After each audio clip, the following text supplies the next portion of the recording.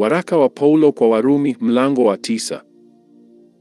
Nasema kweli katika Kristo, sisemi uongo, dhamiri yangu ikinishuhudia katika Roho Mtakatifu, ya kwamba nina huzuni nyingi na maumivu yasiyokoma moyoni mwangu, kwa maana ningeweza kuomba mimi mwenyewe niharimishwe na kutengwa na Kristo kwa ajili ya ndugu zangu, jamaa zangu kwa jinsi ya mwili, ambao ni Waisraeli, wenye kule kufanywa wana na ule utukufu na maagano na kupewa torati na ibada ya Mungu na ahadi zake, ambao mababu ni wao, na katika hao alitoka Kristo kwa jinsi ya mwili.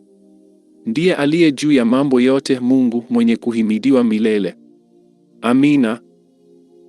Si kana kwamba neno la Mungu limetanguka.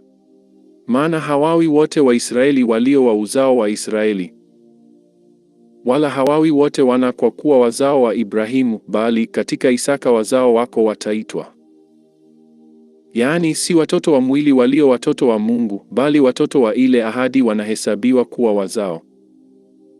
Kwa maana neno la ahadi ni hili, panapo wakati huu nitakuja, na Sara atakuwa na mwana.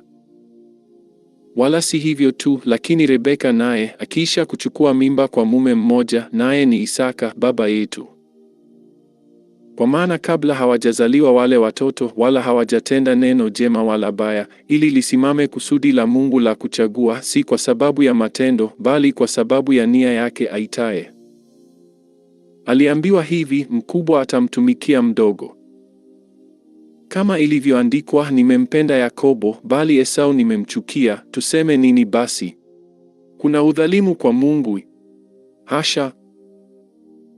Maana amwambia Musa, nitamrehemu yeye nimrehemuye, nitamhurumia yeye nimhurumiaye.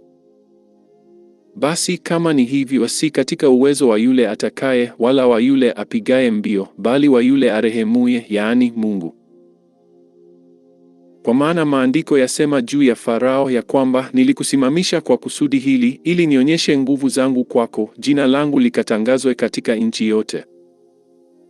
Basi kama ni hivyo, atakaye kumrehemu humrehemu, na atakaye kumfanya mgumu humfanya mgumu. Basi utaniambia, mbona angali akilaumu? Kwa maana ni nani ashindanaye na kusudi lake? La sivyo, binadamu, wewe yu nani umjibuye Mungu? Je, kitu kilichoumbwa kimwambie yeye aliyekiumba, kwani kuniumba hivi? Au mfinyanzi, je, hana amri juu ya udongo, kwa fungu moja la udongo kuumba chombo kimoja kiwe cha heshima na kimoja kiwe hakina heshima? Ni nini basi, ikiwa Mungu kwa kutaka kuonyesha ghadhabu yake na kuudhihirisha uweza wake, kwa uvumilivu mwingi alichukuliana na vile vyombo vya ghadhabu vilivyofanywa tayari kwa uharibifu, tena ili audhihirishe wingi wa utukufu wake katika vile vyombo vya rehema alivyovitengeneza tangu zamani vipate utukufu, ndio sisi aliotuita, si watu wa Wayahudi tu, ila na watu wa mataifa pia. Ni kama vile alivyosema katika Hosea, nitawaita watu wangu wale wasiokuwa watu wangu, na mpenzi wangu yeye asiyekuwa mpenzi wangu.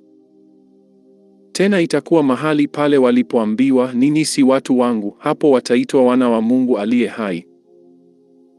Isaya naye atoa sauti yake juu ya Israeli kusema, hesabu ya wana wa Israeli ijapokuwa ni kama mchanga wa bahari, ni mabaki yao tu watakaookolewa. Kwa maana Bwana atalitekeleza neno lake juu ya nchi, akilimaliza na kulikata.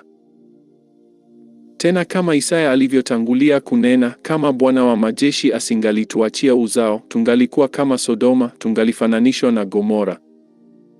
Tuseme nini basi? Ya kwamba watu wa mataifa wasioifuata haki walipata haki, lakini ni ile haki iliyo ya imani, bali Israeli wakiifuata sheria ya haki hawakuifikilia ile sheria. Kwa sababu gani? Kwa sababu hawakuifuata kwa njia ya imani, bali kana kwamba kwa njia ya matendo. Wakajikwaa juu ya jiwe lile likwazalo. Kama ilivyoandikwa, tazama, naweka katika Sayuni jiwe likwazalo, na mwamba uangushao, na kila amwaminie hatatahayarika.